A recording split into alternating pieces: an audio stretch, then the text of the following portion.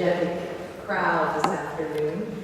My name is Carola Lyle. I am the Dean of the School of Professional Extended Studies, and we are one of the co-hosts of this lecture series. We've been delighted to be a participant in this afternoon for many years now. I also send you greetings on behalf of my colleague, Dean James Goldmeyer, who could not be here this afternoon because of some competing scheduling challenges. So on behalf of the School of International Service and the School of Professional Extended Studies, welcome to American University. I am especially delighted once again to welcome many members of the family that to whom we credit having this event, the Adair family. This is the 8th endowed annual Memorial Caroline and Ambassador Charles Adair lecture, just in case you weren't sure if you were in the right space. The lecture series was created by a generous endowment of Mr. Marshall Adair and his wife Ginger Adair and the Adair family, including Ms. Carol Adair Finn and Ms. Sarah Adair Schatz. And we are delighted to have so many of the family members here today. Thank you so much for your continuing commitment to the university and to the students group. So we look forward to continuing that partnership. You will learn more about our guest speaker in a moment, but I would like to just tell you a little bit about the series, which has been bringing notable contributors to Foreign Service to this community for a number of years. Past speakers have been Ambassador William Chamberlain, Ambassador Thomas Pickering, Ambassador Mark Grossman, who you just saw right there, sorry. And Ambassador Stephen Roy was here recently. Nick Burns, who is frequently in the news. Chas Freeman was, I think, the first speaker I had the honor of introducing a few years ago when I joined the university. So it really has been a stellar lineup, and we are delighted to continue that tradition today with our guest ambassador, Tom Miller, who we will learn more about in a moment. But allow me to introduce the Executive Director of the American Foreign Service Association, Ian Houston. Ian Houston represents the views of the men and women of the United States Foreign Service as the Senior Operational Director individual at AFSA. Mr. Houston has worked as an advocate for diplomats and their families for many years. He also has deep experience with foreign policy and international development, specifically on poverty reduction issues in government and working with nonprofits. So one of the themes that you will hear throughout this afternoon is the importance of connecting business with international affairs. And I think we'll hear more about that as we go on. It opens up some opportunities for our students to think about the many different actors that influence international foreign policy. Mr. Houston has had a strong background in business and resource development, working in USAID as well as the State Department, and has forged business relationships all around the world. He has a deep knowledge of American nonprofits who contract with the U.S. government for international development and reconstruction corporate projects. And he also is frequently asked to advise the U.S. Congress in the international affairs budget process. I hope that is going much better than it used to. And that we will be able to continue to count on Mr. Houston's commitment to foreign service and foreign policy for many years to come. At AFSA, Mr. Houston has been a strong advocate for several foreign service professional issues, as well as the growing size of the diplomatic corps. He has helped to manage the overall operations and works closely with the governing board. He also is a dedicated teacher of college students and has taught public policy and international affairs in Virginia. He holds undergraduate and graduate degrees from Brigham Young University and the University of Kent in Canterbury, England, in political science and international He has received a number of scholarships and awards, most notably a commendation medal in the 1990s for public service from California's governor for assistance to the Air Force National Guard. Originally from the San Francisco Bay Area and the son of immigrants, Mr. Houston has started off as a college English teacher. Your wife was a college English teacher, I just realized that. So it is a family tradition of education that you bring to us today, and I am delighted to introduce Mr. Houston. Thank you so much.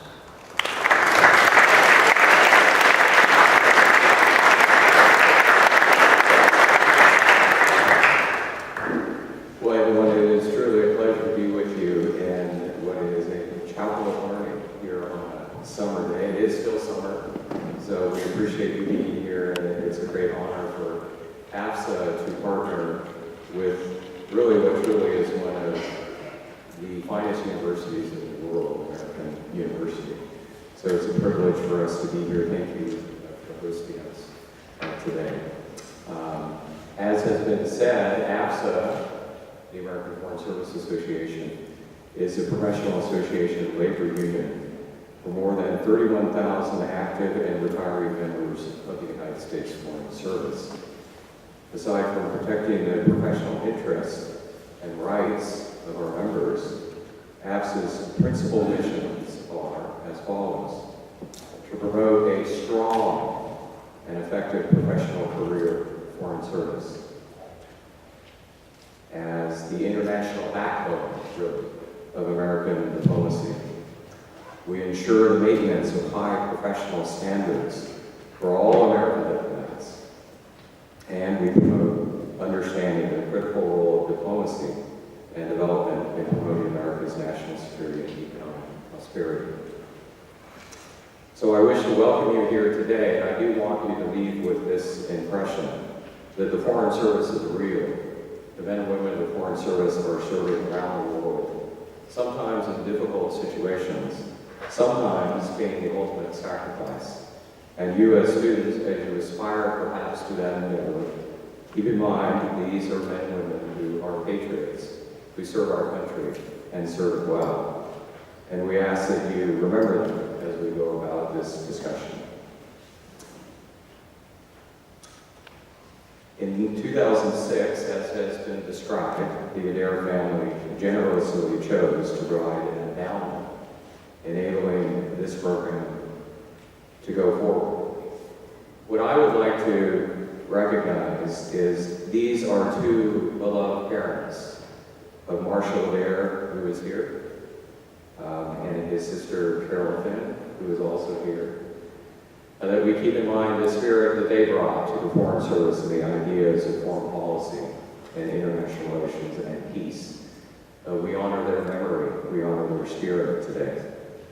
And with the presence of Carol and Marshall, we go forward, and they would have been very pleased by the series of lectures that we have had thus far. Likewise, I would like to recognize Ambassador Mark Grossman, who was a previous lecturer as part of this series. I would also like to welcome Ted Wilkinson, the former president of the American Foreign Service Association, who is here. Ted, thank you for being here. And Marshall himself is a good friend, but he also has a deep biography. I won't go over everything here, but let me tell you something about Marshall Adair. Marshall Adair has a career of 35 years of foreign service experience. He himself is a former president of the American Foreign Service Association. He comes from a foreign service family. As I said, his father, and truly it is a family endeavor, but let me spotlight his father. His father, Ambassador Charles Adair, served as ambassador to Uruguay and Panama, and initiated negotiations leading to the Panama Canal Treaty of the late 1970s, which for many of you perhaps sounds like ancient history, the 1970s, but nevertheless a significant treaty of great importance. And Charles Adair Carol and Marshall's father was directly involved with that. He served in Latin America, Europe, and in Asia. And as I said, was a great Foreign Service officer. We welcome our featured speaker today, both AFSA and American University. It is really, truly a great pleasure to have as our speaker today Ambassador Tom Miller. Ambassador Miller also served on the AFSA governing board at some point. He served in the late 70s and really at a transformational time in the organization. And as an organization, we appreciate the service he rendered at that time. Ambassador Miller has served in the Foreign Service for 29 years. He's retired from the Foreign Service. Not fully retired, but he was retired from the Foreign Service after 29 years. He served as U.S. Ambassador to Greece, as well as to Bosnia and Herzegovina during a great time of change. During his time with the Department of State, he has also held the titles of Special Cyprus Coordinator at the rank of Ambassador, the Deputy Chief of Mission, or DCM, for Greece, the Director of the Office of Israeli and Palestinian Affairs, and Director of the Office of North African Affairs. After retirement, Tom has been quite active. He served as CEO of Plan International in the United Kingdom, which is a terrific organization dedicated to alleviating poverty and serving children worldwide in 49 countries. After that, he returned to Washington, D.C. He served as President and CEO of the United Nations Association of the United States, and it's an organization, in case you don't know about, UNA, USA. It helps to connect the American people to the UN to better understand the mission of the United Nations. Most recently, Ambassador Miller served as the Director of the Washington, D.C. Office of Independent Diplomat, managing the organization's South Sudan portfolio.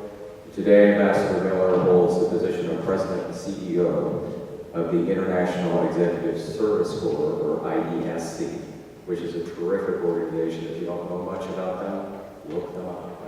I guarantee you, you'll be quite impressed. So, as you can see, Ambassador Miller will bring to us a lot of experience, and we are very much looking forward to hearing his remarks. And without further ado, we welcome Ambassador Miller to the podium. Thank you.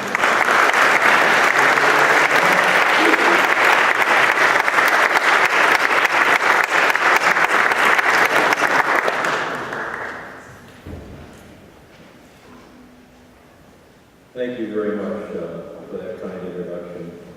I'm honored here to participate in the Adair Speaker Series and want to thank and applaud my good friend Marshall Adair, who I've known for many years, and Marshall's family for sponsoring such a valuable lecture series to discuss the key foreign policy issues and challenges confronting our nation.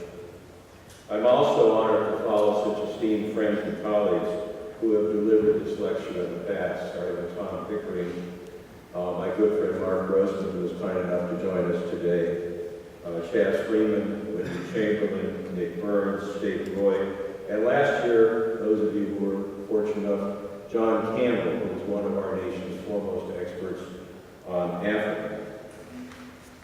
I also want to commend the American Foreign Service Association, AFSA, represented here by Ian Houston, its Executive Director, for its continued efforts to reach out to the American public through the AFSA Speakers Bureau. In recent years, the Speakers Bureau has sponsored over 400 diplomats annually across the United States to address audiences like this one, as well as think tanks, world affairs councils, and business and civic groups. This kind of outreach is so very, very important in a country as large as ours in today's complex world, where our foreign policy, as we all know, is often misunderstood and frequently crowded out by domestic issues. I also want to applaud American University its administration, its faculty, its students, for the interest and commitment it is showing in hosting this and many other presentations on American foreign policy. Today, I'd like to talk to you about a topic that is very important to me and I hope to you. The Obama administration has emphasized how crucial it is to have coordination between the 3 E's of our government, that is, defense, diplomacy, and development, and emphasize the fact that we no longer have the luxury of working each of these areas in stovepipes, where there is often little coordination with the other 2. In his May 28th speech at West Point, President Obama went out of his way to highlight the significance of diplomacy and development, as well as obviously defense, when he said, quote, "This should be one of the hard-learned lessons of Iraq and Afghanistan, where our military became the strongest advocate for diplomacy and development," unquote. He was actually echoing the words of his former Defense Secretary, Bob Gates, who argued as passionately as any Secretary of State for more resources for our diplomatic effort. I would like to add my personal observation that another lesson from the wars of the last 13 years is that we should let the soldiers fight the wars, diplomats do the diplomacy, and development professionals carry out the development. This seems obvious to all of you, but we have many lessons from Iraq and Afghanistan where professionals in one sphere failed when they overreached by trying to work in areas outside of their expertise. Indeed, the budget to rehabilitate these countries was often larger in the Department of Defense than it was in USAID. Expertise and experience, and not the size of one's budget, should be the drivers of who takes the lead. What I would like to discuss today is the interrelationship between diplomacy and development. I'm limiting myself to these 2 D's, in part because I want to speak as much as possible from personal experience. As was mentioned, I was a career diplomat for nearly 3 decades, having worked extensively on the Middle East and less so on Asia and counterterrorism, and having served overseas in Thailand, Bosnia, Herzegovina, and 3 times in Greece. For the past decade, since I retired from the Foreign Service, I've run 3 internationally focused nonprofits. As Ian mentioned, Plan International, a large development organization helping impoverished children around the world, the United Nations Association, the largest grassroots NGO focusing on the work of the United Nations in this country, and most recently, for the last 4 years, International Executive Service Corps, a mid-sized nonprofit founded by David Rockefeller 50 years ago, and he's still around, by the way, that brings business solutions to problems of development and poverty. So many of the comments I'm going to be making today are based upon personal experience.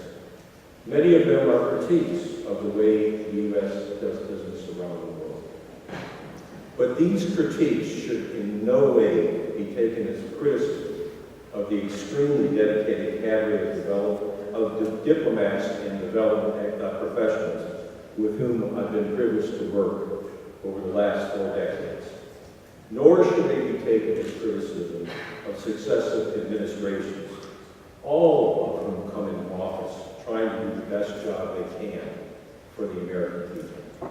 However, I will say, and to date myself, I first started as a diplomat in the State Department when Henry Kissinger was still Secretary of State. Go back to your history books, that's about that.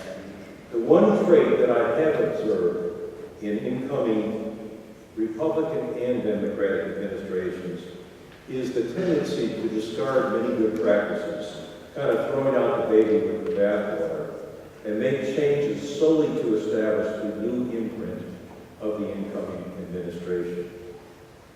It's important, I think, to establish a framework for how we look at diplomacy and development. Without an understanding of the differences through which the diplomats and development professionals approach their job, it's just far too easy to launch into a criticism of either area without genuinely appreciating that we start from fundamentally different perspectives. First, we have somewhat different goals. Diplomats work to get other countries to agree to do what is in America's foreign policy interest. Development professionals have an overarching goal of trying to make the world a better place by reducing poverty and suffering. Diplomats historically have tended to work well with their allies, even in cases where sometimes those allies don't always treat their own citizens well. Development professionals focus on those who are most in need and only secondarily on the politics of the leaders of poor countries. Second, a major distinction between these two professions is that diplomats tend to see development assistance as one of a number of tools of foreign policy to be used to persuade other countries to agree with our policies. Development professionals view development more as an end in itself, to help those in need rather than as a foreign policy tool. They would prefer to use our scarce resources where their primary purpose is to have the greatest impact among those most in need, rather than where they can primarily further U.S. foreign policy interests. The two also have different time frames, at least in theory. While there are many exceptions to what I'm going to say, diplomats tend to have somewhat of a shorter time fuse and need to demonstrate results much more quickly. A year in today's diplomatic world is often the time frame for measuring success, and rarely does it go beyond the life of the current administration.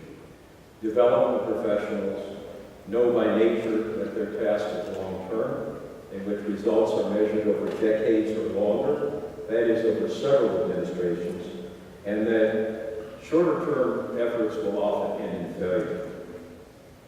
What I've just talked about is more theory than practice, and more vision than reality, since, as we all know, the world is never the way we want it to be.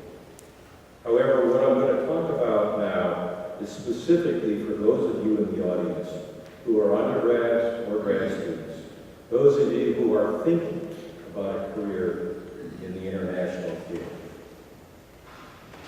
I'm going to hypothesize, if I may, that a certain number of you are interested in international affairs, but you're still a little bit unsure whether you want to work internationally as a diplomat, as a development expert, in international business, with international organizations, or with the military.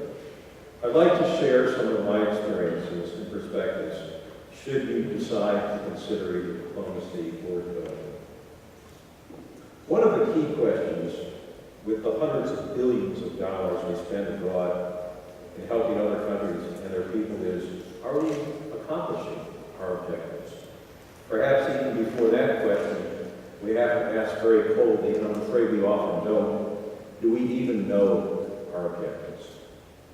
There's been a huge debate in recent years among development experts about these and related questions.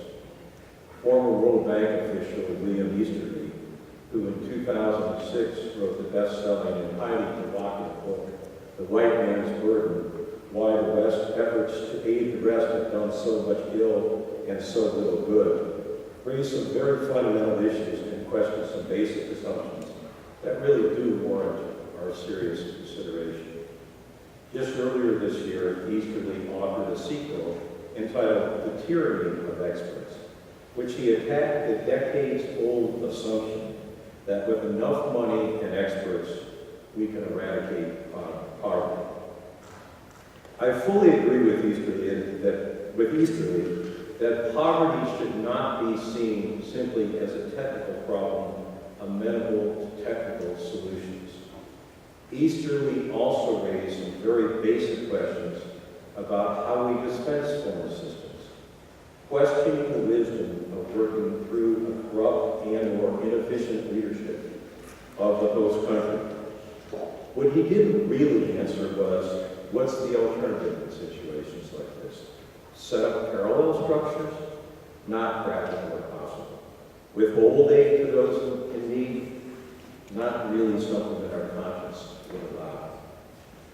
I don't intend to try to settle what has been an age-old debate between diplomats and development experts, where the former believe that development is a tool for political ends, and the latter see development as an end in itself.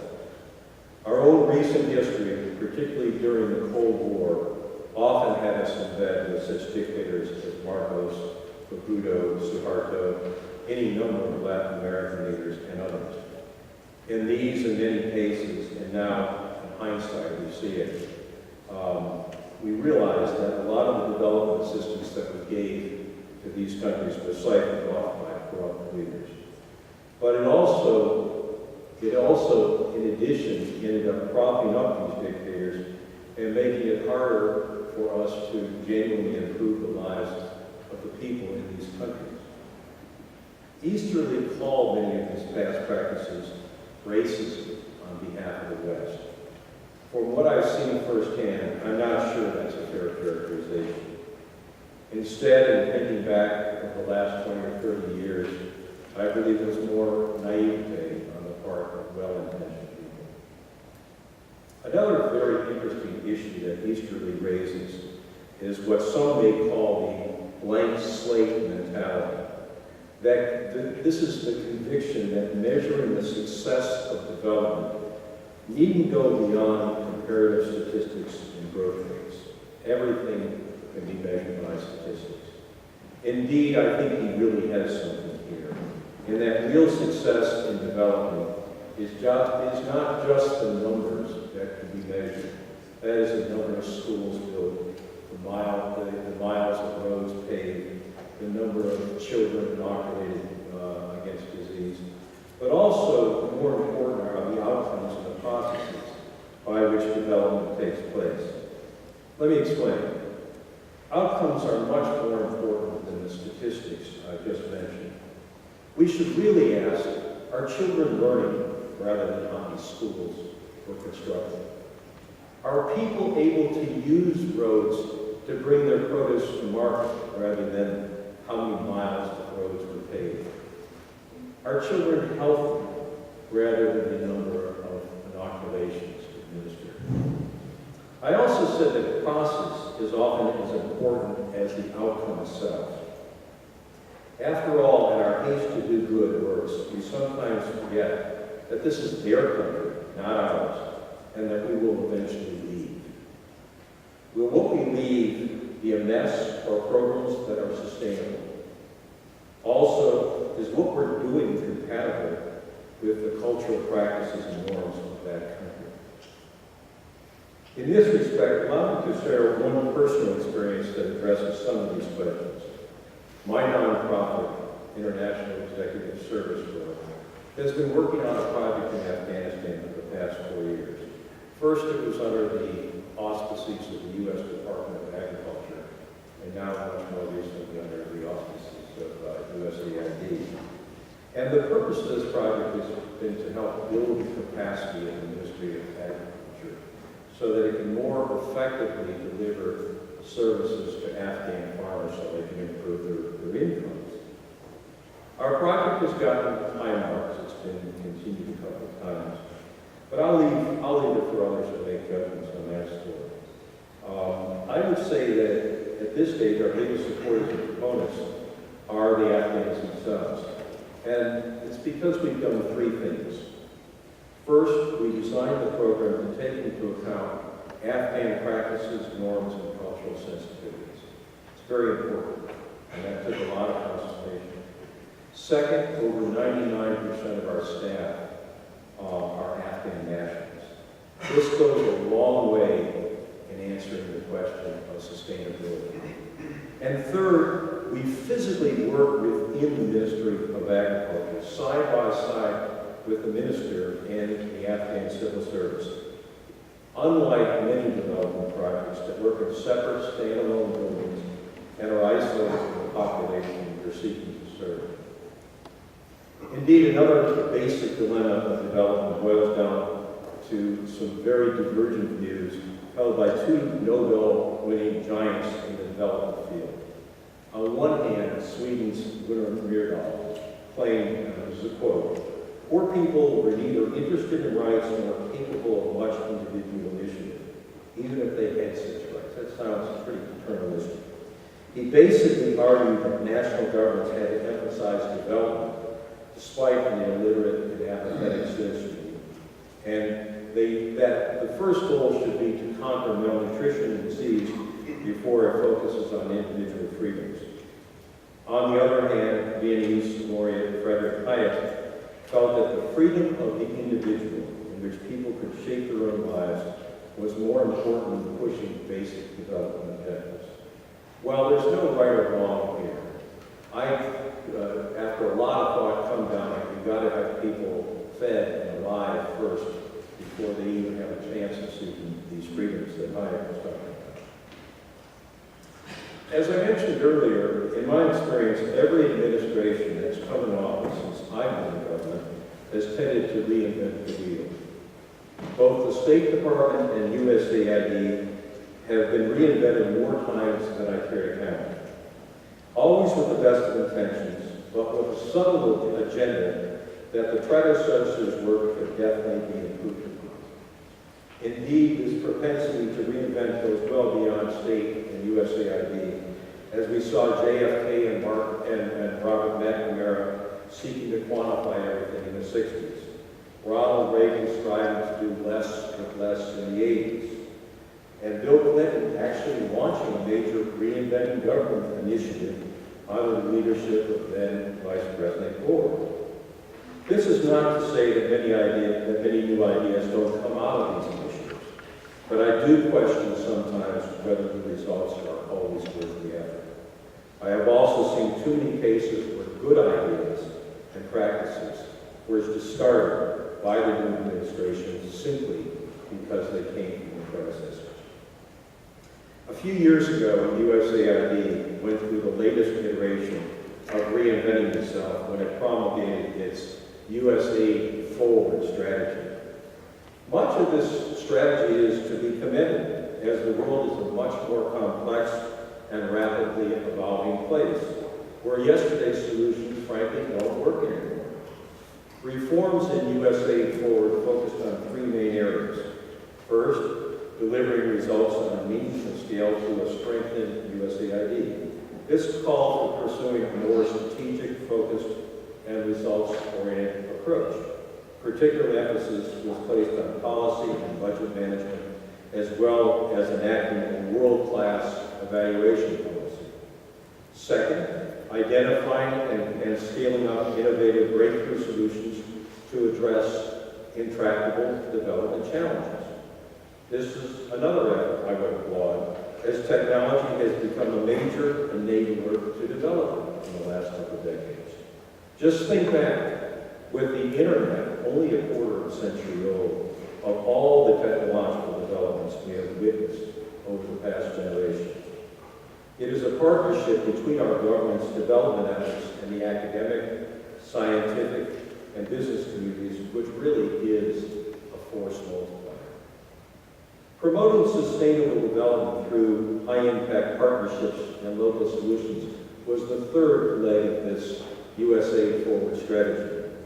The focus here, very rightly so, is to work more through local organizations in the host country being targeted rather than through Western institutions. From 30,000 feet high, and that's often where many of us diplomats sit, particularly the higher one goes up the ladder, this sounds like a great idea. But as one gets closer to the ground, the concept doesn't always hold together. There's also somewhat of a contradiction here because we're going into these countries often to build up local institutions in places where these institutions are nascent and haven't really had a chance to develop. I believe in some instances we're investing in local institutions that will not be able to pass the intense scrutiny of the plethora of inspector generals, congressional oversight committees, and investigative media, all of which put our international development efforts under a microscope. In short, I wonder, in some instances, if we are indeed putting the cart before the horse. Only in hindsight does it sometimes become apparent, as I can attest from my experience as ambassador in Bosnia 15 years ago, that where we had a great desire to build up local institutions and particularly to build up civil society by investing a lot of money in this endeavor, only to see failure in any number of cases. In other words, let's recognize the contradiction here. We all share the goal of building up capacity, but sometimes in our effort to achieve this goal, we put money into such local institutions before they even have a chance to take off, to get off the ground. USA Forward also talks about partnerships, including with the private sector.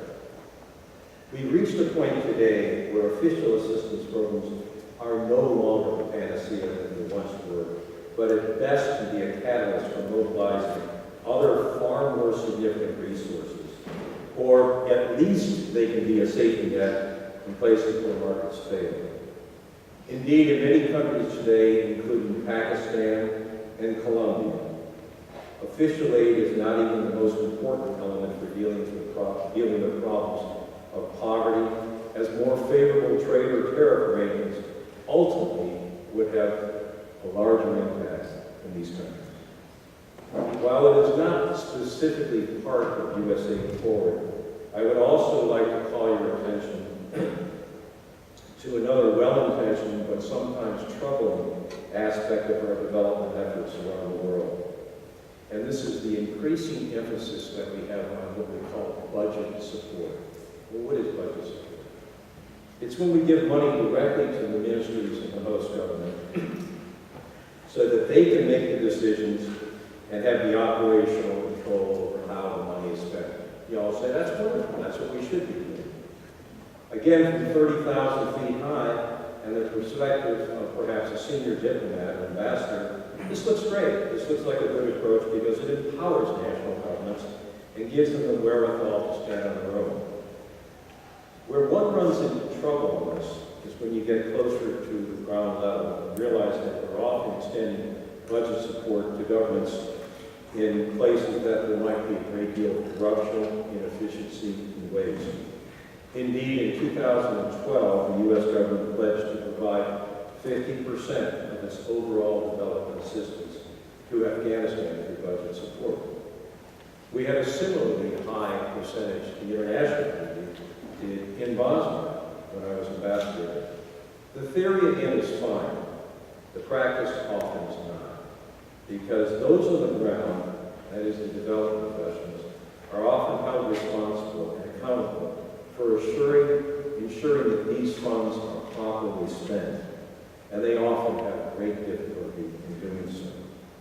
With the massive cadre of oversight described earlier, and I'll touch on a little bit later as well, it's therefore not surprising that in those countries where we are providing budget support, there are often numerous discoveries of waste, fraud, and mismanagement. Finally, having detailed some contradictions between what is good in theory but doesn't always stand up to scrutiny in practice, I want to turn in this last section of my talk to a trend which has been developing over the last several decades and makes delivering development assistance more and more difficult for the United States. I could entitle this trend, "We Have Met the Enemy and They Are Us." This trend is about what I would call a counter-bureaucracy, which has grown up over the last several decades and is responsible for oversight and compliance. This phenomenon of the counter-bureaucracy was brilliantly detailed in an article that former USAID Administrator Ann Nexus wrote in July 2010, and he entitled it "The Clash of the Counter-Bureaucracy and Development," and I would highly commend it for your reading. One of the least understood but most powerful and disruptive tensions in the development field today lies in the clash between the compliance side of aid programs, what Nazis call the counter-bureaucracy, and the programmatic side. This tension often is felt between development specialists and diplomats, where the former who focus on the details of the programs, and diplomats where they're also concerned about programs, but they're equally concerned with oversight. On the compliance side are all those parts of the U.S. government whose job is to monitor, critique, and report on the performance of government programs. The counter-bureaucracy, among others, consists of the offices of the Inspector Generals and the agency, the Office of Management and Budget, OMB, the U.S. Government Accountability Office, GAO, which reports to Congress, and then for Iraq and Afghanistan, you had special Inspector Generals just for those programs. In addition, you have a set of voluminous federal law, such as the Federal Acquisition Regulations. This is something you should take to bed when you're having a hard time sleeping. It's almost 2,000 pages, and it governs all federal contracts for all federal departments, including USAID. And then you have the Department of Defense's regulatory control for all overhead rates for all federal contracts and grantees, obviously including USAID. More congressional oversight committees, statutory and ad-hoc, than one can count. In addition, you've got the 450-page Federal Foreign Assistance Act of 1961, which has been amended many times since then. And if that's not enough, there are also additional agencies in the counter-bureaucracy that set government-wide standards for USAID and other organizations, including the General Services Administration that controls office space, contracts, and travel policy, the Office of Personnel Management that controls federal personnel policy. I could go on and on, but I think you get the drift here. There's a lot of oversight, and there's a lot of different layers. According to Nexus, no other agency in the world, outside of possibly the World Bank, comes close to having as many often conflicting and competing layers of oversight as we do. It wasn't always this way. During the Vietnam War, there were 10,000 direct American hires in USAID. By the 1980s, that number had declined to 4,000. And as of 5 years ago, that number had been halved again to 2,000.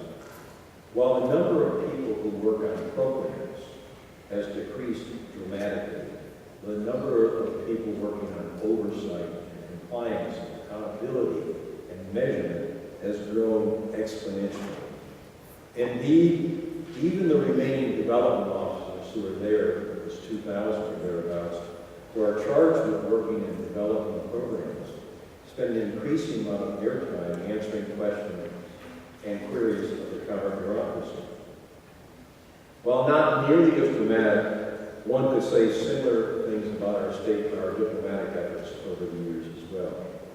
We end up contracting a great deal of services to private organizations, sometimes with good results and sometimes not. The problem gets worse because the diet of the counter-bureaucracy is increasingly focused on programs that can be measured and away from programs that perhaps are more transformative and significantly longer term, but are harder to measure. So for instance, the counter-bureaucracy loves humanitarian programs when there's a disaster. It's easy to quantify the delivery of goods and services. That is food aid, immunizations, schools constructed, clothing provided, etc. It's much harder to measure in a very concrete way the building of local self-sustaining institutions. That is governance, the quality of people working for a government, construction of business systems, and institutional reform. Ditto for measuring important reforms and policy changes. In addition, the counter-bureaucracy often puts very short time limits on evaluating the success of programs, something that again favors the delivery of specific materials and discourages programs like some of those that I cited earlier, because they're harder to measure and they also take longer to implement. Let me be more specific. In my experience, one of the best bangs for the buck, one of the best things we did in our development experience has been our scholarship programs. As former aid administrator Nexus points out, in the 80s, we were doing 17,000 to 18,000 scholarships annually to foreign government officials, civil society people from the countries to help build the institutions of these developing countries. That is, we bring them here for a while, send them to places like EU or other places, and they go back with that to their countries. Anyone who has worked in an embassy or USAID mission knows that this is one of the most successful programs we've had. A few years ago, that number had declined so dramatically that it was fewer than 1,000 scholarships annually. Because we had tremendous pressure from the counter-bureaucracy for more oversight and greater measurement of scholarship programs. It's frankly something that's impossible in the short term. How do you measure the impact that these scholarship programs have on people when they go back to the country, their host country? And particularly, how do you measure it in such a short time frame? Our most valuable resource in this country in helping other countries is our people, not our money. Why? Because Americans on the whole are outgoing, friendly, can-do people. They often give much more than simply doing the job. Peace Corps is a great example. My organization, IESC, we've sent over 25,000 senior executive volunteers to developing countries over the past 50 years. Volunteers, we didn't pay them. We just covered expenses. The cost here has been minimal, but the results have been great. However, it's often very hard to measure the specific impact of each of these volunteers. Yet another area in which the counter-bureaucracy's demand for timeliness and measurable results has been counterproductive is in the way that we implement projects. A central tenet of development policy is that for any project or program to be successful over time, it's got to be locally owned. It's got to get buy-in from the people in that country. To be locally owned, to get that buy-in, often involves long processes of negotiation and interaction with the people of the country who are the ultimate beneficiaries of this assistance. If you have this local involvement in both program design and management, you're inevitably going to have delays, changes in project design, and hurdles to overcome in a society in which politics might be divisive and corruption might be high. Unfortunately, the counter-bureaucracy will not allow this.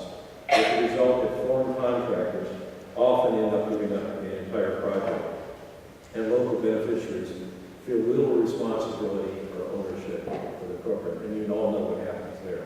If you don't feel like it's yours, you don't pay much attention. You don't invest much of your own time or resources into it. Lawrence Berry, D.E. Lawrence, writing in his book, 7 Pillars of Wisdom, put it well when he was talking about organizing the local Arab tribes against the Ottoman Turks in World War I. He said, quote, "Better to let them, that is the Arabs, do it imperfectly than to do it perfectly yourself, for it is their country, their way, and your time is short." Don't get me wrong, I'm not against oversight, and indeed, I would argue very strongly that oversight is healthy for any system. My problem is that in recent years, we put so many resources into the counter-bureaucracy to the detriment of funding people and programs that actually deliver our overall objectives. This isn't just in the development world, we've also seen it in the realm of diplomacy, where we've dramatically expanded our security posture and resources in the State Department at the expense of many of our more basic core functions. And it is a zero-sum game, as we all know, in any budget in the agency. And particularly in high-threat posts around the world, security considerations, rather than policy objectives, often drive our activities. I firmly believe, like many of you in the audience who are just starting their careers, that people choose to enter the fields of diplomacy and development with the best of intentions, to do good and make the world a better place. At some point, they run into the counter-bureaucracy. which is not an external enemy, but it's something we've created ourselves.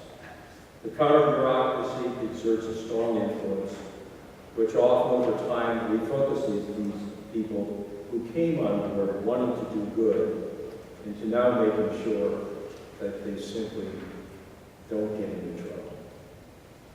If I could borrow from a sports analogy, we've become so concerned about getting in trouble that if you use soccer as an example, we now put all 11 people on the defensive side of the field just to make sure we don't get scored upon. What's the result? The best we can get is a scoreless tie, because we have no one playing offense. Or in development terms, we have too few people left to accomplish the original objectives. I'll close by noting that there are a number of very perverse effects of the counter-bureaucracy. First, a greater proportion of development funds are spent on known partner organizations that are very conversant with U.S. laws and regulations, unfortunately restricting newer, smaller, and local organizations from competing for funding. Ironically, this goes against USAID. The USAID administrators focus on trying to build up local organizations. Second, this entire system creates a culture of risk aversion, where the focus is on easy and sure rates, rather than taking greater risk in order to address fundamental institutional problems in the country. This trend goes against a very basic development tenet of the need for innovation and experimentation. Third, oversight and accountability cost money, resulting in more money being spent on checking programs and less on the programs themselves. Fourth, the more people working on compliance means there are fewer people designing and implementing these programs. This is as true at the State Department as much as in USAID. Because of this, it's very easy to confuse accountability with effectiveness. A program might be highly accountable with no fraud or abuse, yet be a failure in terms of accomplishing its objectives. Fifth, because the counter-bureaucracy has so demanded measurable results, we focus on outcomes that can be quantified rather than the harder-to-measure programs that might be more important over the long term, such as institution building or policy reform. And lastly, and this is true in both development and diplomacy, because of the demands of the counter-bureaucracy of the Oversight Committee, the time horizons for results continue to shrink. Nexus reminds us that before the 1990s, your typical aid program was typically 10 years in length with review after the first 5 years. Now we see programs of much shorter duration. In the State Department, while we now have, and I applaud this, the 4-year quadrennial review, QDDR, most programs and initiatives are of a much shorter duration, and virtually none go beyond the life of the current administration. In the extreme, we end up creating new bureaucracies because the existing bureaucracy becomes so obsessed with oversight and measuring results that it can no longer deliver on its promises. For example, the Bush administration created a wonderful organization called PEPFAR to deal with HIV/AIDS because the existing bureaucracy just couldn't do it in time, in a timely manner. In sum, I hope I've painted a realistic picture for you based upon my nearly 4 decades of experience. For those of you who are contemplating a career working for the government in international affairs, my message is don't be discouraged. This is the reality I find today. It did not start in a vacuum, but as a product of a much larger systemic problem in our current political system. It can be reversed and definitely can be improved. To do so will take the efforts of your generation and preserving the focus of doing good. That was the reason that so many of us came to this profession in the first place. For this and future administrations, I ask to the extent you would listen, that you take my comments in the spirit in which they've been made, to improve an imperfect but admirable system. I haven't even mentioned the relative decline of resources spent on development over the years, which is frankly sad and inexcusable for a nation as rich as ours. Instead, I've focused on how to do our job better in delivering that assistance. As the State Department now is well embarked on its quadrennial review, QBDR, I particularly suggest that these comments may be relevant to their deliberations. I thank you very much for your time and attention.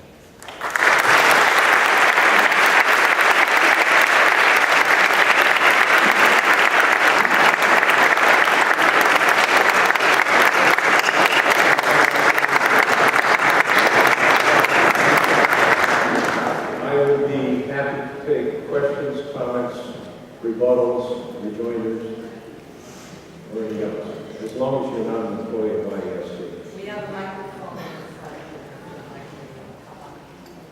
Yes, the esteemed President Wilkins. This is the former president of AFSA, who still insists that we call him president. Yes, Dave. Thank you very much, Tom. A lot of very provocative thoughts there. And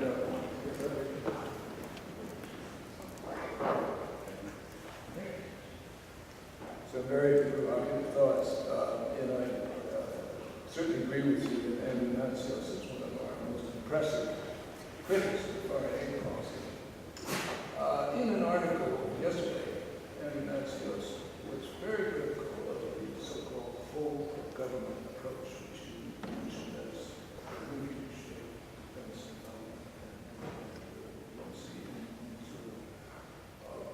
and Can you put the microphone closer to your integrated operation.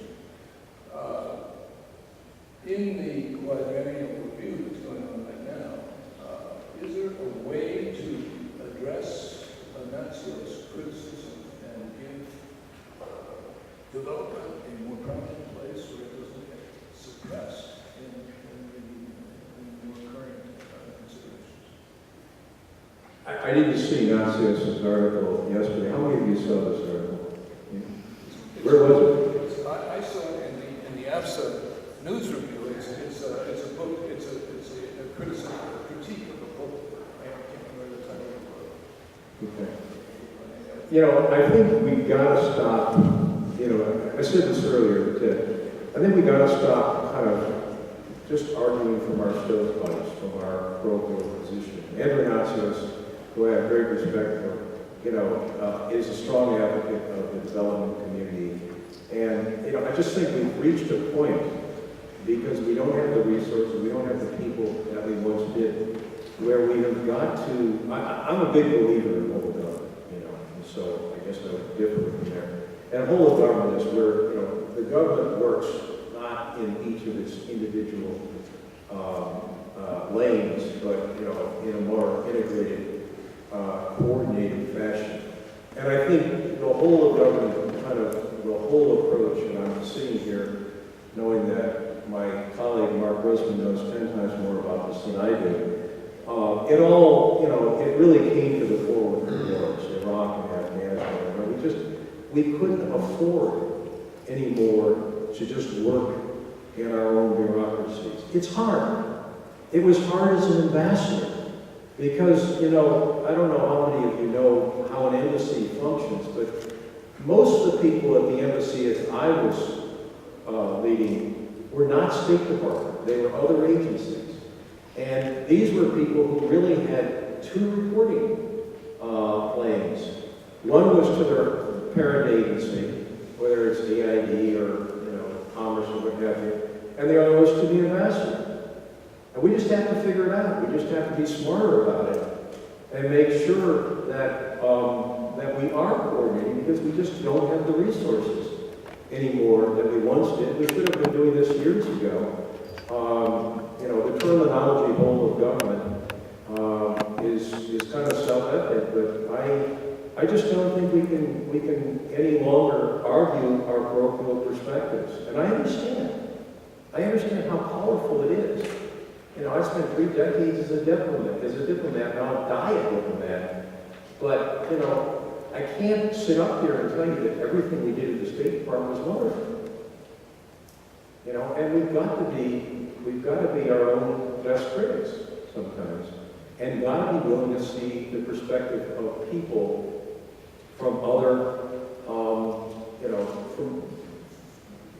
from other walks of life, from other with other objectives. That's why I said a little bit at the start about, you know, the difference in perspectives of diplomats and development professionals. Doesn't mean one's right and one's wrong. It just means we've got to recognize that these are differences. Yes, sir.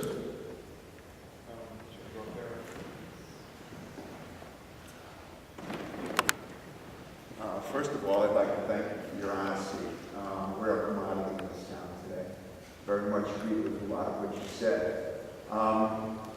Could you just touch, as a taxpayer, you know, you read in the Washington Post, I don't know if this was military or diplomat or development, but you read about a building that they built in Afghanistan, $25 million. Right. And they're going to tear it down. Right. Because there's nobody there to run the building. I mean, whose issue is that? Is that a military? The other second part of this is, do we really look at the destructive nature of an economy when we go in there with tremendous amounts of money, where people are used to earning nothing or $2 a day, and all of a sudden we throw hundreds of thousands, if not millions of dollars into these economies. These people don't know what to do with it. Right. So, I don't know. Thank you very much. No, those are both very good questions. On the first, I don't know. I've heard the same story. I just don't know the answer. All I would say is my experience is usually a backstory to everything. There's usually a little bit more than hits the headlines. And, you know, you've got investigative reporters. I just don't know the answer on that. It might have been a good idea at the time. And one of the problems I think that we ran into in both Iraq and we're running into in Afghanistan now is a great deal of uncertainty. The working environment, a tremendous uncertainty. We don't even know who the president's going to be. They're supposed to be inaugurated next week. We don't have a security agreement, which President Obama said we absolutely had to have if we're going to leave any residual force there. So there's tremendous uncertainty, and at the time, it might have been a great idea, premised on a bunch of assumptions that are no longer accurate today. I can't go beyond that because I just don't know. The second part of your question was, remind me again. Yeah, we're throwing hundreds of millions of dollars into economies that really Yeah, don't exist. okay. The second question is a really important question, and that is, we go into these countries, and when I say we, I don't mean just the U.S., I'm talking about the international community, goes in and throws tremendous amounts. I saw it in Bosnia when I was ambassador. We saw it in Iraq, we saw it in Afghanistan, we've seen it in other countries. We throw tremendous amounts of resources. We create a parallel economy. We create a system that is not sustainable, and then we leave. All I can say is there's a great deal of consciousness about this. You know, there are efforts to try to mitigate these kinds of things. And in fact, one of our programs that my organization is doing, another program that we're working on in Afghanistan, is private sector development. The whole purpose is to try to create a private sector that's sustainable, well past when the international community's gone, where the demand comes from most likely the 28 million people in Afghanistan, or possibly, in some instances, exports. And so there is a sensitivity, I can tell you that, no question about it. I wish we would get out of the flavor of the year kind of mode that we've been in for as long as I've been around, which is just to throw tremendous amounts of money at a country, often more than the country can spend. Sacred be told, when I was ambassador in Bosnia, insisted we had a program that I didn't feel we could spend the money properly, and we ended up giving it back to the U.S. Treasury. And that people still tell stories about that. but it was the right thing to do. You almost set up a system for corruption. Well, it's not a particularly uncorrupt country today. Did I say that diplomatically? Okay. Other quick, yes, please. Come on up. It's great that you're no longer in the State Department because you don't have to parse every word. Wonder what the handlers are going to say. My buddy Mark was kind of smiling. You can actually say what you think. Would you like to say what you're thinking? Hi, I'm Tammy Muller. I'm here from the Robert H. Smith School of Business, University of Maryland. I really appreciate you coming and giving us some insight into your last 20-25 years. I've got two questions actually. So one is, you had mentioned that there's a lot of competing objectives depending on what agencies, diplomats, international business, for-profit, non-profit, what they're gunning for basically. So what kind of vehicles or vehicles are in place to help facilitate collaboration among these different groups? And more in a more informal way where they can really speak their mind and they don't have to worry about media catching on to something that they may have miscommunicated.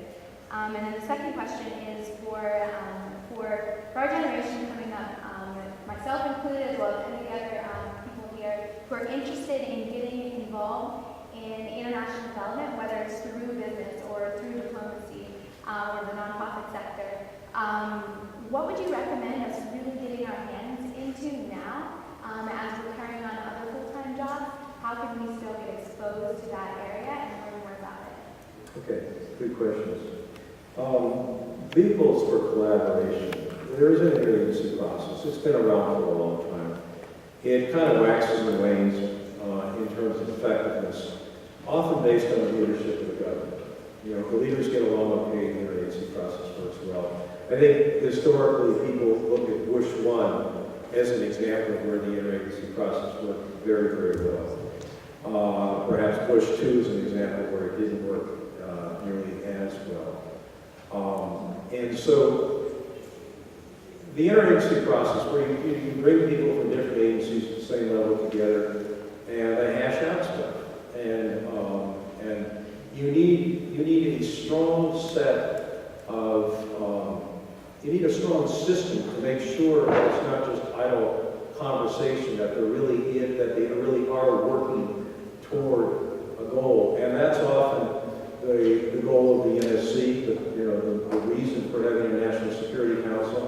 When they do their job properly, I think everything goes much better. When they don't do their job properly or they're weak or what have you, you can see it. Now, the fact of the matter is, you need to have these conversations in an atmosphere of great candor,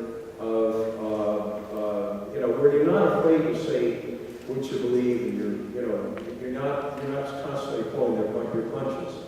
And this kind of runs into problems with our system here, where particularly in this town, you can see all over the country, and frankly in other countries as well, where you've got a tremendously active investigative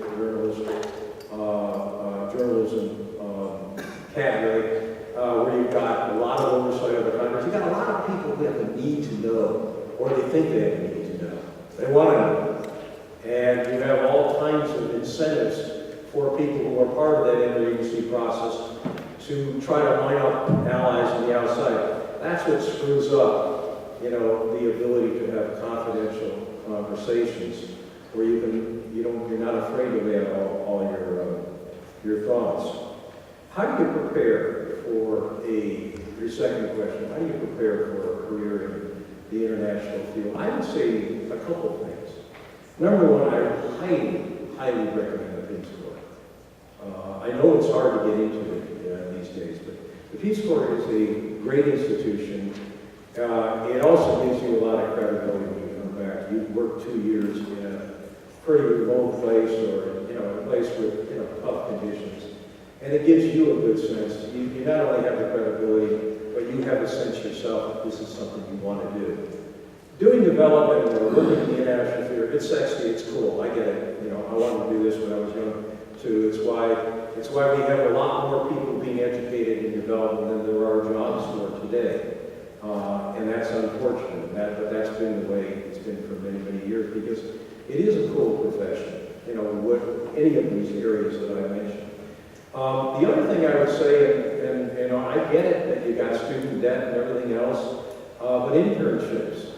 At our organization at IESC, we've hired probably, and I see a couple of our interns in the audience here, we've hired over the last couple of years probably half of the interns for entry-level jobs. Now, I'm not going to promise that every organization is going to do that, but basically, it's very, very hard to get started, as you all know.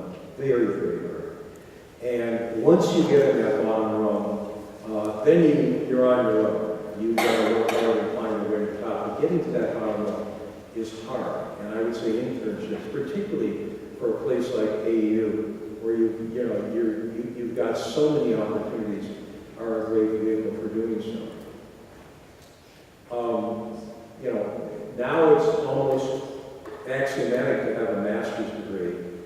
And I'm not saying you have to have a master's degree. I would easily hire someone with a bachelor's, and we have a bunch of people with just bachelor's. But, you know, the competition has dictated that more and more people have a master's, at least a master's degree. So that's just out there. Yes, sir. You're taking a long way.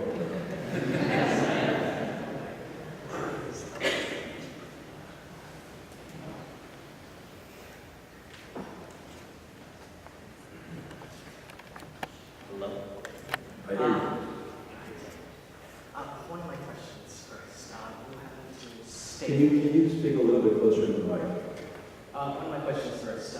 You happen to state that one of the things that the Foreign Service and the State Department and affiliated agencies have to do more when dealing with and providing aid to different countries is to essentially conform to a certain extent with cultural norms and values of that country and create some sort of like evolution of the sort of system, paradigm for them to handle and so it can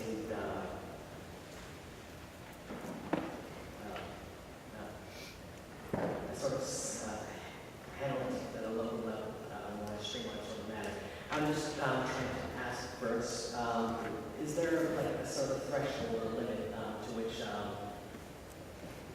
State Department and Foreign Service and other affiliated agencies have toward that sort of devolution in a sense? Because there are obviously certain things that the State Department and the United States government in general disapprove of when it comes to, especially with countries that happen to host more illiberal sort of doctrines than the United States.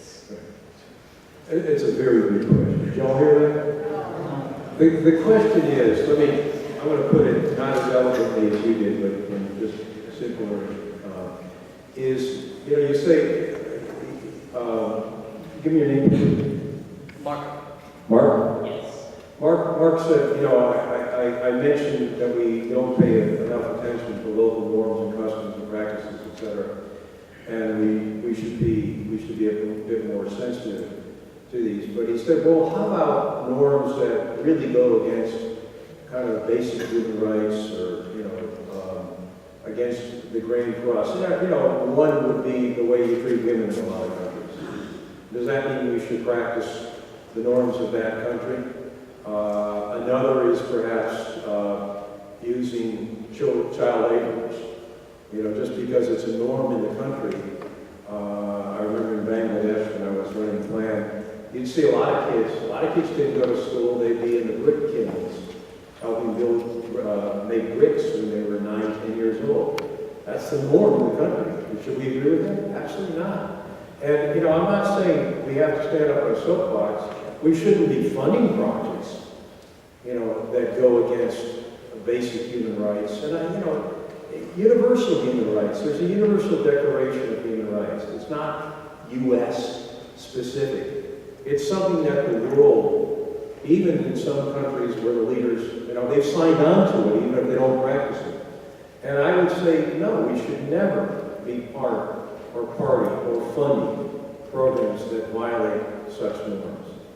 Period. Thank you. Thank you. Good question. You're going to go back the same way. Okay, other questions? Yes, sir.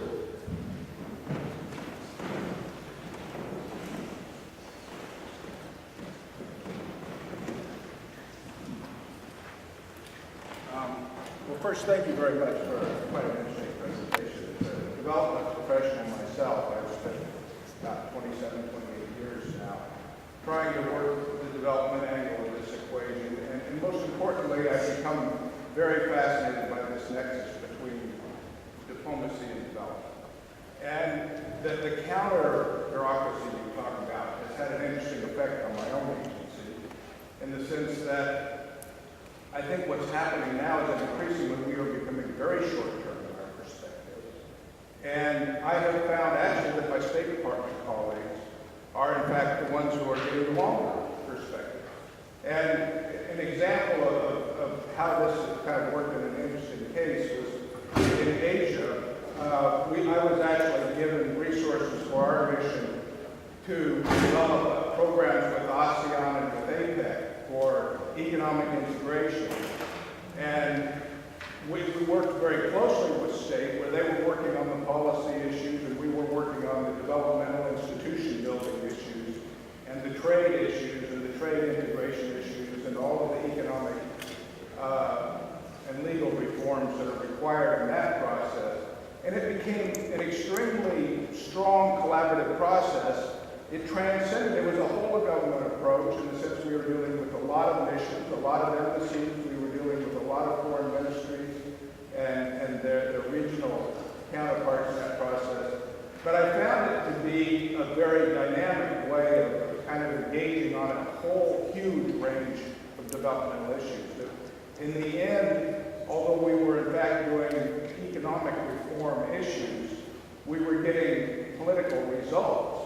And in many cases, we wanted to go so far as to report political and democracy and governance results as a result of economic programs. So I think it was an interesting nexus. And I think to a certain degree, it's one that I find is a very awkward one, often for our respective cultures to adopt. It always astounds me how we talk about at some point at some point not, and then how to balance this, and the institutional oil and water between development and diplomacy are a form of constant consternation.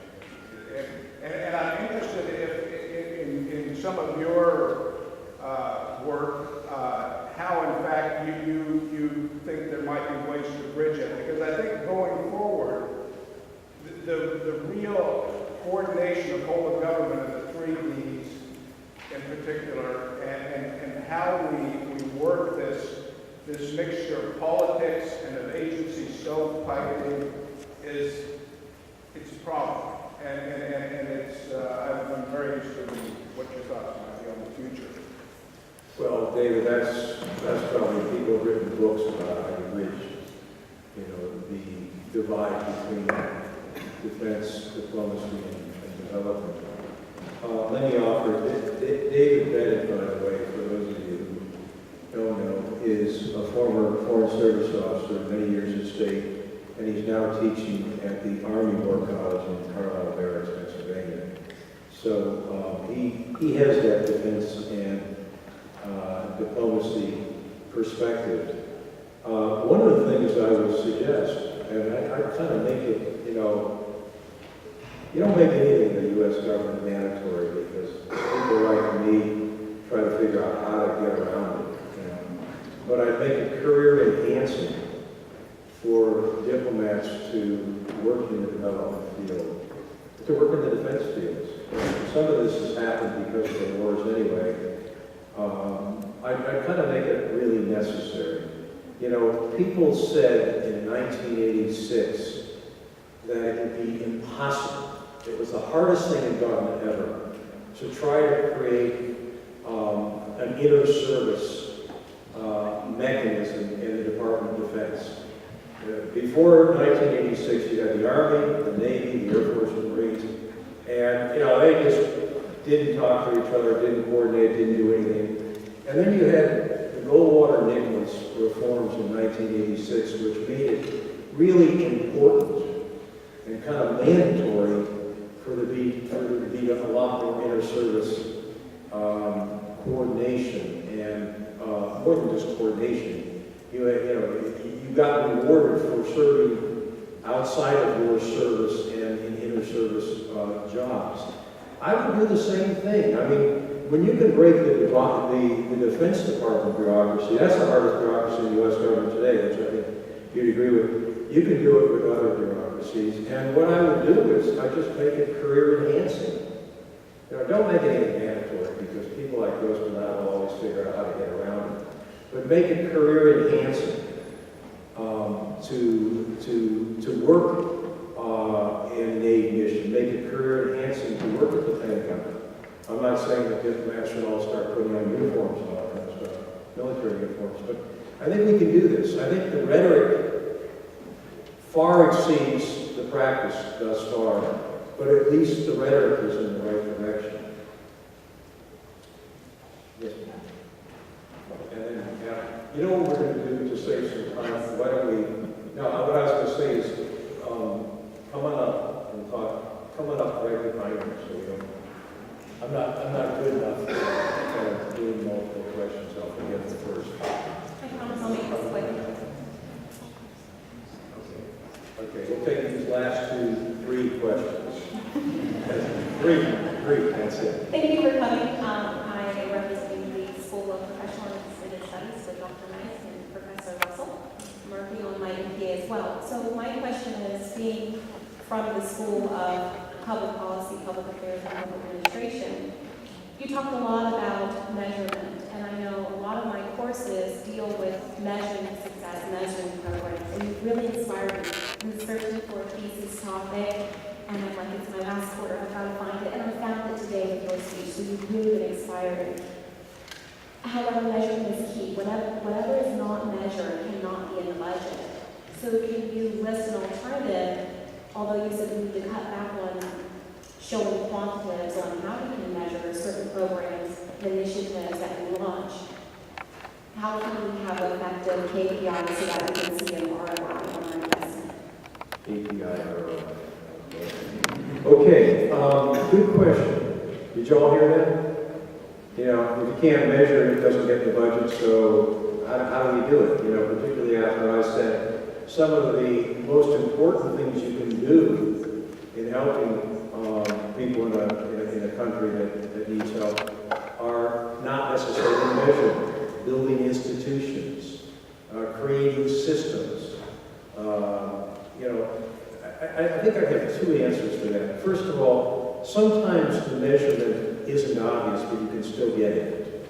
You know, so you might not be looking at the most obvious kinds of measures, but you still can get at it. And the important thing there is to remember what your objective is. And that's why I gave these examples. It isn't the number of miles of roads built, or the number of schools. It's how many kids you educate. Can the farmers, if you can't bring your produce to market because the area is so insecure, I don't care if you build thousands of miles of roads, it doesn't matter. So you got to struggle a bit with, you know, the traditional metrics that we have out there. And the second thing, and this is even harder, and this is why I said this is really a speech for your generation, because our generation hasn't done it. We were the guys who were going to change everything. We were the post-Vietnam generation. We were going to, you know, we railed against the establishment, and we were going to make it a better world. And I think in some ways we succeeded, but in many ways we haven't. What you got to do is you got to change the mindset. Everything can't be a KPI. Everything isn't reducible to an ROI.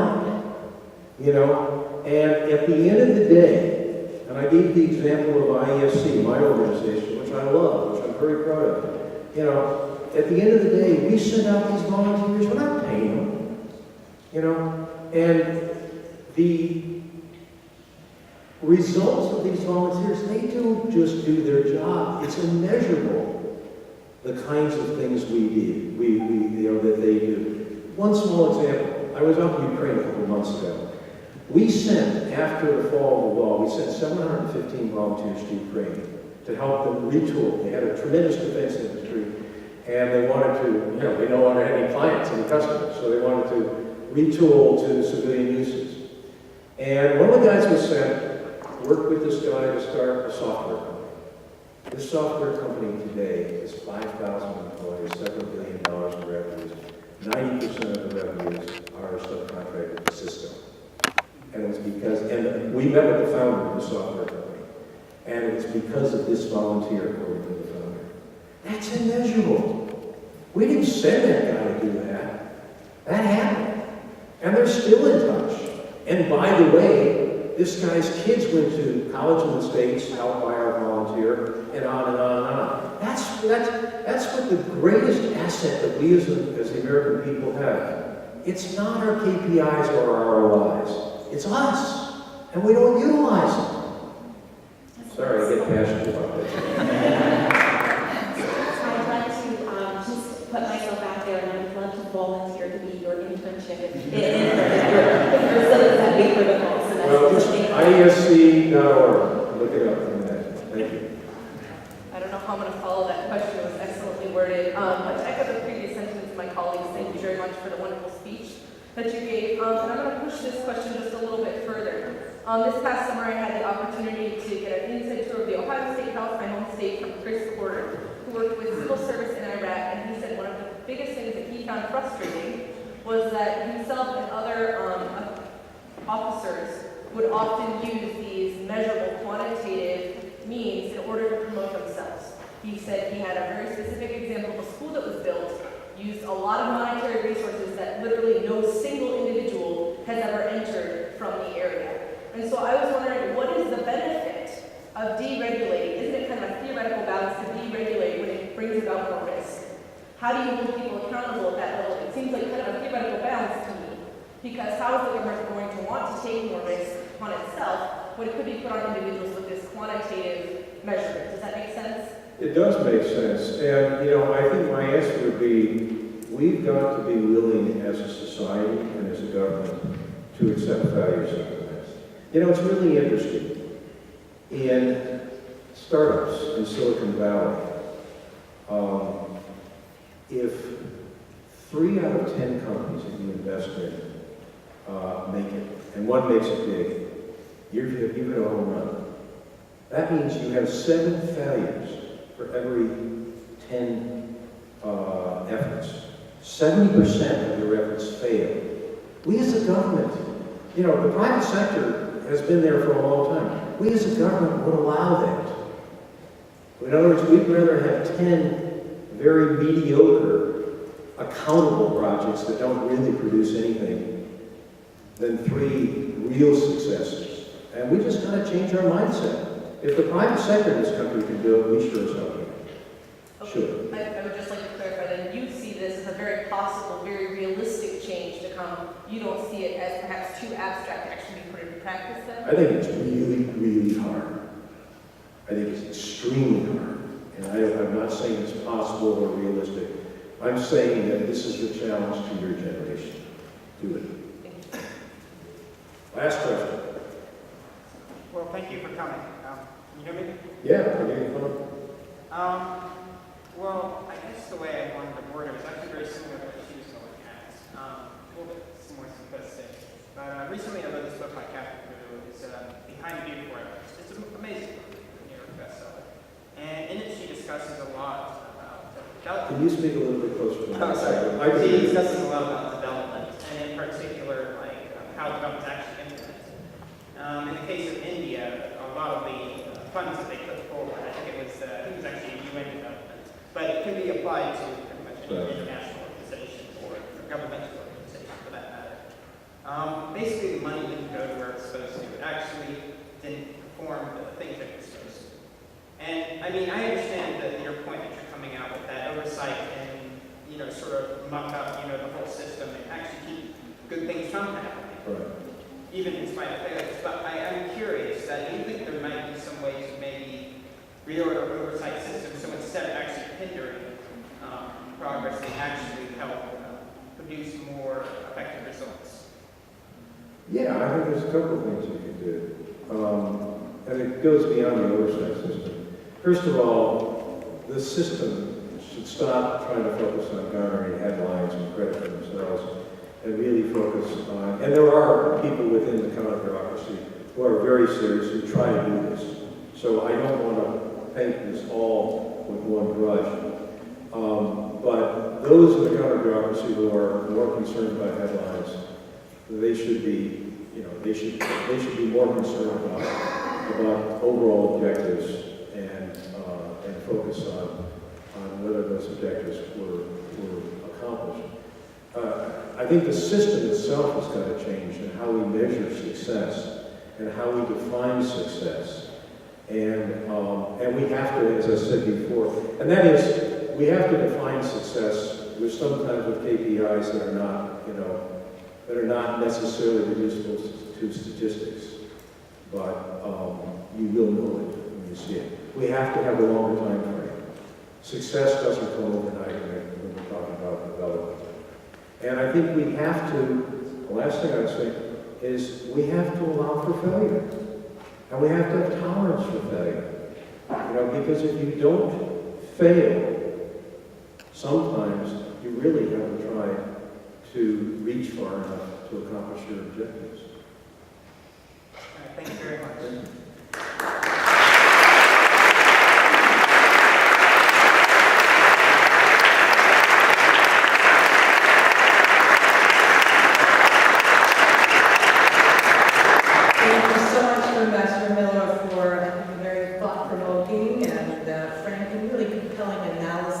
Challenges of the 3 E's. More importantly, I think we appreciate the great tricks of the trade that you've shared with the next generation of individuals who I think will be rushing and following footsteps in many different ways. I also want to take this opportunity to thank Marshall Adair again and the generosity and family of Ambassador Charles Adair for making this series possible. It really is such an invaluable moment for us to come together and reflect on what's happening in the world today and some of these challenges for which there are no easy answers. Thank you to Mr. Ian Houston and the American Foreign Service Association. They have been a tremendously valued partner, and I look forward to continuing the partnership and thinking about what else we might do together. Last but not least, I want to give a special thanks to my colleague, Christian Leich, for helping to organize the series. And not only that, but for joining his fellow faculty members of the School of Professional and Extended Studies, many of whom are sitting in the back, for guiding this next generation into sometimes crazy looking and crazy sounding world. And the School of Professional and Extended Studies takes great pride in the diversity of perspectives and richness of students and the richness of experiences that we are able to offer collectively to one another. And so I'd like to just ask you all to thank everyone here, not just our speakers, but you as well, the audience, for coming and really contributing to this in such a wonderful way. Thank you to our distinguished guests. And we hope to see you next year.